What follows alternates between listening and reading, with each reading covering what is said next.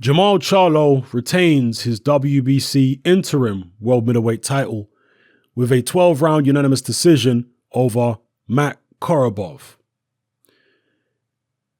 Now, when this fight was announced, after Willie Monroe, I don't want to say withdrew from the fight, he was dropped from the fight because he failed a PED test.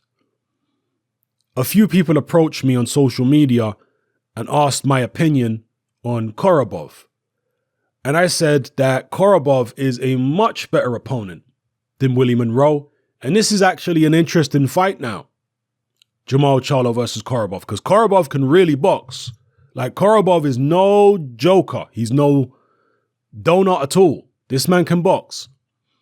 Any of you who don't know Matvey Korobov that well, if you look at his amateur record on BoxRec, it shows you some of his credentials, or on Wikipedia. As an amateur, he beat numerous fighters who are now top professionals, including, and this might shock some of you, including Alexander Usyk. That's right, he beat Alexander Usyk in 2006 in the European Championships. You can see all the gold medals that he won there. World Championships, European Championships, World Cup. So Matvey Korobov was a highly accomplished amateur, quality through and through. No problem when it comes to technique. No problem when it comes to ring smarts and know-how.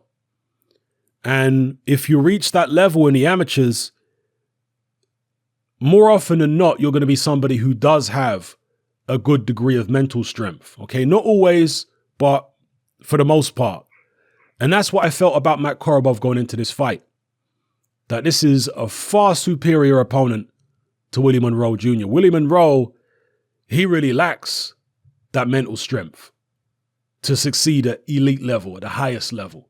He just doesn't have it. Doesn't have that inner confidence, that steely determination. So even though Matvey Korobov was taking the fight on short notice, and given the way the fight played out, it's a shame that it was on short notice. I don't know if Korobov was training for another fight. Perhaps he was. But if he wasn't, it's really a shame, because if he was fully fit, it could have turned out very differently. Now, how did it go? For the first 4 rounds, particularly in the 4th round, Matvey Korobov was putting on a clinic against Jermall Charlo. I mean, he was catching him with all kinds of punches, making him miss and making him pay. Very, very impressive boxing for Matvey Korobov in the early part of this fight. Looking very slick, very good timing, very good punch placement, good accuracy, landing clean shots. You know, this was not like the other Charlo fight, which I'm going to talk about, which also took place on Saturday night between Jermall Charlo and Tony Harrison. No. This fight wasn't like that. Because in that fight, there was hardly any clean punches landed by either man. In this fight, Matvey Korobov was landing plenty of clean shots, plenty of jabs, plenty of right hooks, and those straight left hands down the pipe. Very, very good boxing from Matvey Korobov. Having said all that, Jermall Charlo was also landed some decent shots as the fight progressed.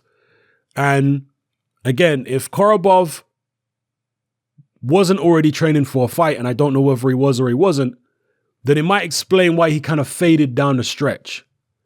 And him fading down the stretch did allow Jermall Charlo to start landing more shots again and eventually to come out with a unanimous decision victory.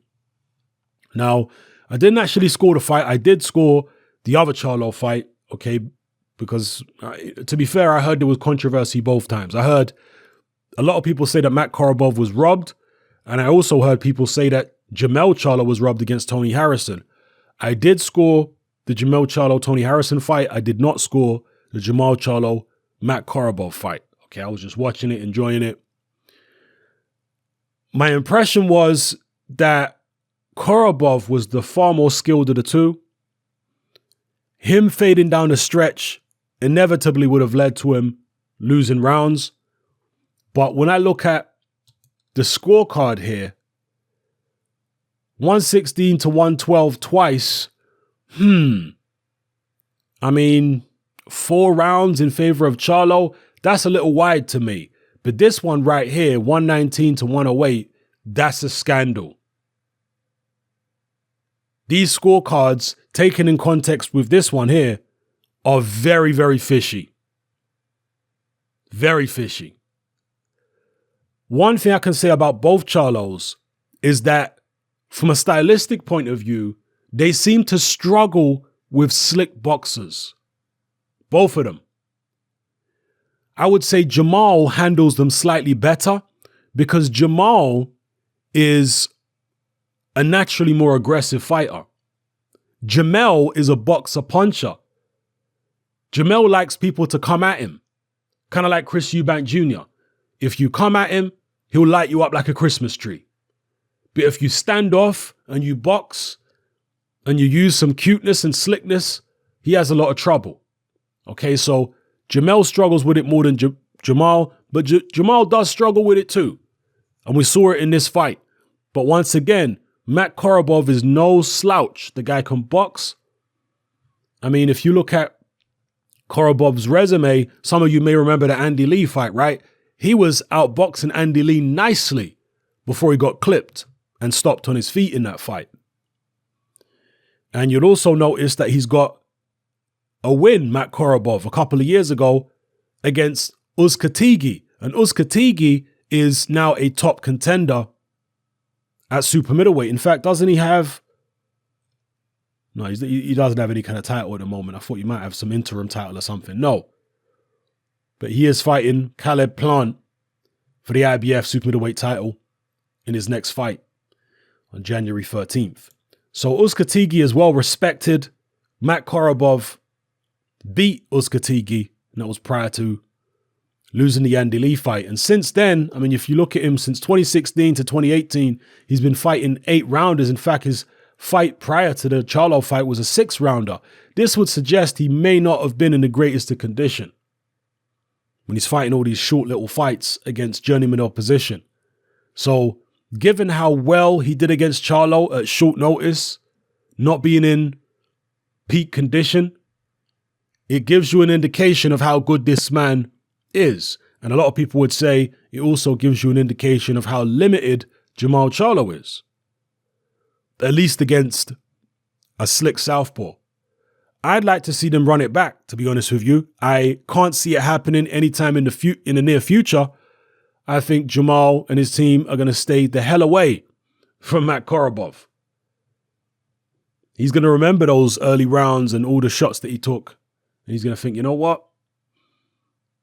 I got away with it there. You know, at night, when he's on his own, when he's laying down in the dark, staring at the ceiling, about to go sleep, he's going to think, Korobov had me there. He had me with some nice shots. He was outboxing me. Boy, if it was on somebody else's show, I might not have got the nod. And once again, those scorecards people, particularly, 119 to 108 in Charlo's favor, absolutely scandalous. Disgusting. Korobov believes he won the fight again. I didn't score it, but, I know from watching the fight that there's no way you can justify that scorecard right there. Yeah. I'll be interested to actually see how they scored it round by round. If any of the judges had Charlo winning the 4th round, those judges need to be in prison. Korobov was so dominant in that round. That was one of the standout rounds that I've seen for a while in terms of just pure dominance on the back foot. That's how you dominate on the back foot, not landing one more punch than the other guy in the round. No. But by countering him to death the way Matt Korobov did Jermall Charlo in that 4th. That was beautiful boxing. So let me know what you guys felt in the comment section below. Did you score it? Did you have Matt Korobov winning? Did you think that Jermall Charlo maybe just did enough? I'm pretty sure we're all in agreement that the scorecards are ridiculous. Yeah, regardless of who you thought won, I think we can all agree those scorecards are a joke. They're a scandal. It was far closer than that. And in fact, some of you may have had it 116 to 112 for Matt Korobov. Has this changed your perception of Jermall Charlo? Has it changed your perception of Matt Korobov? Drop it all in the comment section below. Let me know how you feel. And does this change how you think Jermall Charlo will do against some of the other top middleweights? Let's say Jermall Charlo against Demetrius Andrade,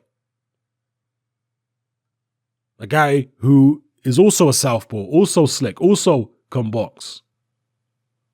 Jermall Charlo versus Alvarez, Billy Joe Saunders. Let me know what you think in the comment section below, people. It's happening about. Join me on Patreon. I upload a minimum of 2 podcasts every single week, covering a wide variety of controversial topics, as well as live stream Q&A sessions. Take a look on screen right now at some of the podcasts I've produced so far. For just $3 a month, the equivalent of about £2 a month, you get access to all my new podcasts and my entire back catalogue of past podcasts, including my popular Confessions of a Nightclub Bouncer series. You can listen on your computer or on your smartphone or tablet by downloading the Patreon app from the Google Play Store or the App Store for free. The Patreon app also allows you to download each podcast in MP3. For less than the price of a cup of coffee, you get access to dozens of hours of exclusive content. It's easy to sign up, there's no contract, and you can cancel at any time. So come and join our community of free and critical thinkers by signing up with me here on Patreon today.